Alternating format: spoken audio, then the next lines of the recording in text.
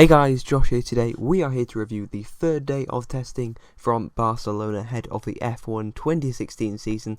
Let's get straight into it then, talking about the fastest driver on day 3, and that was Nico Hülkenberg in the Force India, a 1:23.110 for him.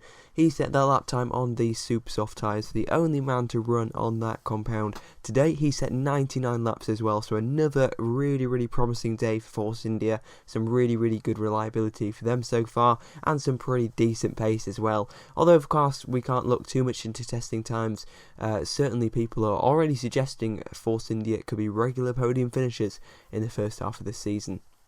Of course, Hülkenberg's got his new helmet as well. It's a very bright green, very striking helmet. And of course, Perez has a striking yellow helmet. So it's all colourful at Force India. Although, of course, their livery is still that kind of black and grey with a few orange and green highlights. Of course, their livery is basically exactly the same as their 2015 livery, just like Sauber as well. But of course their car is not the same. People I think have been a bit misinformed really, or maybe have just looked at the cars from the front, and certainly from the front they're not, they are the same car basically from the front. They're getting a new nose cone, hopefully for Melbourne, possibly for Bahrain. But there's a lot of changes to the side pod. They've gone with the S-duct and to the suspension and rear wing as well. So plenty of changes on that Force India, and those changes seem to be working very well for them so far. Moving on to the second fastest driver then, and that was Romain Grosjean in the Haas. Soft tyres for him, 1:25.874 and 82 laps. So that's a really good effort from Romain Grosjean and the Haas team. Easily their best day of testing so far. Of course, Romain Grosjean back in the car today. We'll see Esteban Gutierrez back in the car tomorrow. Overall, a really positive day from Grosjean and the Haas team. They really seem to be understanding, how to run a Formula 1 car a lot better, and this has definitely been their most positive day so far.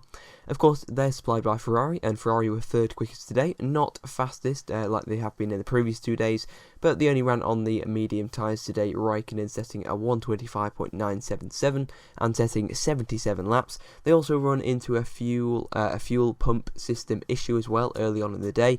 Of course, this is the second issue in 2 days. Vettel actually ran out of fuel at the end of the day yesterday. Of course, that's nothing to really worry about, but slightly worrying today, with that being quite a fundamental part of the car. Meant they couldn't run for quite a while, but still managed to set 77 laps. So a decent day for Ferrari, but not without issues. Hopefully they can get them solved before the season starts. Kevin Magnussen was fourth in his Renault. He also encountered a problem. He stopped at the end of the pit lane in the closing hour, but still managed to set 111 laps. Easily Renault's best day. More laps today than day 1 and day 2 combined. His lap time was set on the soft tyres, 1:26.0. And overall, some really good pace and reliability.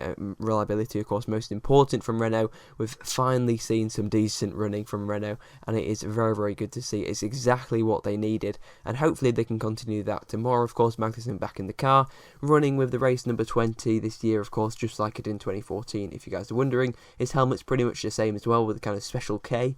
Subliminal advertising to special K, perhaps. But no, he's got the big kind of K on the side of his helmet, of course, referring to Kevin, of course, his first name.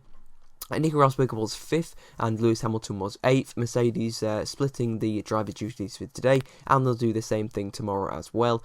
Rosberg set a 1:26.0 while Hamilton set a 1:26.4, so 4/10 then to separate the two Mercedes drivers, both running on the medium tyres. Overall, combined, they managed to set 162 laps, and Rosberg setting 74, Hamilton setting 88. So another fantastic day of running for Mercedes. In these 3 days they must have run over 450 laps. They're closing on 500, so it's been an almighty effort from the Mercedes team. They clearly have the best car out of the box, especially in terms of reliability. They haven't ordered any of the soft or super soft tyres. They've just ordered mediums for this week, and hopefully we'll see this soft and hopefully the super soft as well next week, but certainly at the moment Mercedes are not chasing lap times, and that fact that they haven't ordered anything other than medium tyres really does show you that fact. Carlos Sainz Jr. was 6th fastest and Felipe Nasr was 7th. Of course, Sainz a really good day for him. 161 laps. That was more than any other individual driver, and just one shy of Mercedes total. So fantastic day of running from Toro Rosso and Sainz. Just like Renault and just like Haas, this was exactly the day Toro Rosso needed. Some very valuable running. They still encountered a couple of problems, but they did manage to overcome those and get back out on track and really put in those laps, and that's some very valuable data. Felipe Nasr then was 7th on the medium tyres, just like Sainz's lap as well was on the medium tyres. Nasr putting in 115 laps, so another good chunk of running for the Sauber team, and the first time, of course, we've seen Felipe Nasr this year. So good to see him back on track, and it'll be interesting to see what he can do this year, especially if Massa retires or Bottas moves to a different team. There could be a spot open at Williams for 2017 or another top team, and we could possibly see Felipe Nasr going there, or someone like Carlos Sainz Jr. It's certainly a crucial month for a lot of the crucial year rather for a lot of these 2015 rookies that need to prove 2015 was not a one-off. Danny Kvyat was 9th then, ahead of Lewis Hamilton. Kvyat managed to set then, behind Lewis Hamilton. Kvyat managing to set 74 laps on the medium tyres, 126.497. Yeah, not the best day for Red Bull, not as much running done as they would have hoped to, but mainly focusing on long runs and testing aero parts today. You'll see quite a few pictures in the slideshow in the background of them running some very interesting aero parts. Of course, the very common ones where you have the kind of nets, kind of fencing basically under the side pods. Of course, that's to test out the aero of the car, and quite a few other bits on the car as well today. So very much an aero testing day for Red Bull, and certainly not topping near the top of any timesheets like we've seen them in the previous 2 days. Also as well, Felipe Massa at Williams, 109 laps for him. Fairly quiet day for both Red Bull and Williams, but that's not entirely a bad thing. Massa did encounter a problem in the pit lane and had to be pushed back, but did get back out again, and of course 109 laps, very impressive total for Williams, and overall a really good day for Felipe Massa. Of course, first time we've seen him this year, as it is with Danny Kvyat as well. Jenson Button, of course, back in the car then for day 3. We'll see Alonso back in the McLaren for the final day of testing this week. Button then for McLaren did a 126.919 on the medium tyres, 51 laps for him. A troubled day for Jenson Button. His car blew up at the end of the pit lane and smoke billowing out of it, so that pretty much points to an engine failure, and indeed it was, and a failure on Honda's part. So it's going to be interesting to see, can they solve this problem, because really they've been running supremely well really in day 1 and day 2, not in terms of pace but in terms of reliability. They've been almost bulletproof, so it's such a shame that that's now been ended and they have had a substantial failure. So hopefully Button and McLaren can get it sorted, and hopefully tomorrow we won't see a repeat of this issues, because I really do want to see not just McLaren but all the teams on the grid having reliable car, especially McLaren and Red Bull, of course, whose car was blowing up every other race and every other qualifying session last year. So hopefully they're going to have much more better reliability, is what I'm trying to say. Last place then, and 12th, was Rio Haryanto in the Manor, a 128.249 for him and 78 laps. I believe that time was set on the medium tyres. Yeah, interesting day for Haryanto. It was great to see him finally in Formula 1, knowing that he's going to be driving, of course. We've seen him since 2010, I believe, was the first time he drove an F1 car, but might have even been, sooner than that. Or further back than that rather, and it was good to see Haryanto in the car. He did have a spin early on, and that was all his fault according to him in an interview he gave after the test. But nevertheless, 78 laps is some good running for Manor. Certainly not a blistering time, but clearly they're not chasing lap time, just like yesterday. Haryanto, of course, just trying to get used to the car. We've seen Pascal Wehrlein in for day 1 and day 2, so of course we're going to be seeing Haryanto in for day 4, and hopefully he can get some better running done tomorrow. Hopefully break the 100-lap barrier, and hopefully be up in the at least kind of top 8 in the timesheets would be cool. A nice way to end the week for the Manor team.